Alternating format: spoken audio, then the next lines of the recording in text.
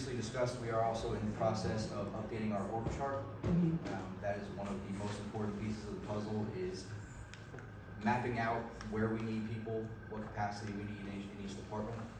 So we anticipate that the org chart will be formally presented at the next meeting in December. Budget. A big part of the budget is knowing how much we have in order to support the positions that we need to bring on. I've been working with our comptroller, and we're going to be diving head first, because it is budget season, into making sure that we are sustainable. While we need to add capacity, we need to be able to afford the staff that we're bringing in, and that's aside and separate from our capital budget. In maintenance, speaking of the additional staff that we've brought on, we are ramping up our unit turnover efforts. Deferred repairs are also being addressed.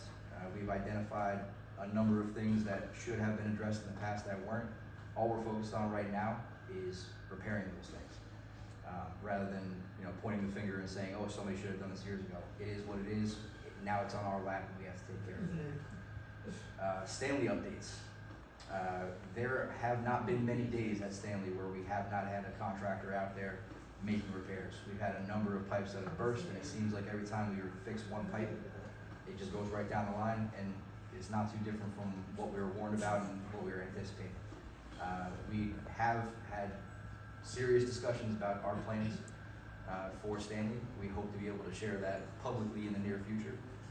There have been a lot of ideas that have been floated around.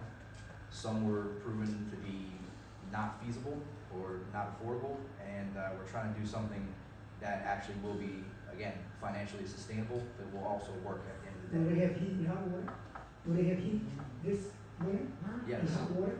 Yes. Every time we have a break, we immediately contact our contractor. We actually had a crew of maintenance individuals that were provided overtime, and they voluntarily went out there, and they were bleeding radiators. They were checking crawl spaces for leaks. They actually found leaks that we were not previously aware of.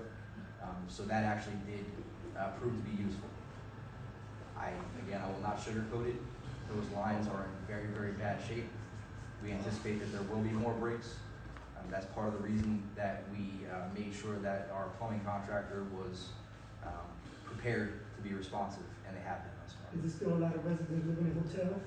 We have, I don't have an exact number, we do have residents that are in hotels. We actually put, not from Stanley, but we put another resident from Scattered Sites up in a hotel last night. And that's just so we can get in there and address the problem. Our maintenance director has been extremely responsive. And I'm not gonna use the name of the person, but the resident from our Scattered Sites that had to be placed in a hotel last night, with the help of our Director of Property Management and our Resident Services Coordinator. What's the number? I'm sorry, is it you had 8 or 9 people go over to that unit today? Yes. Correct. So we are going full court press.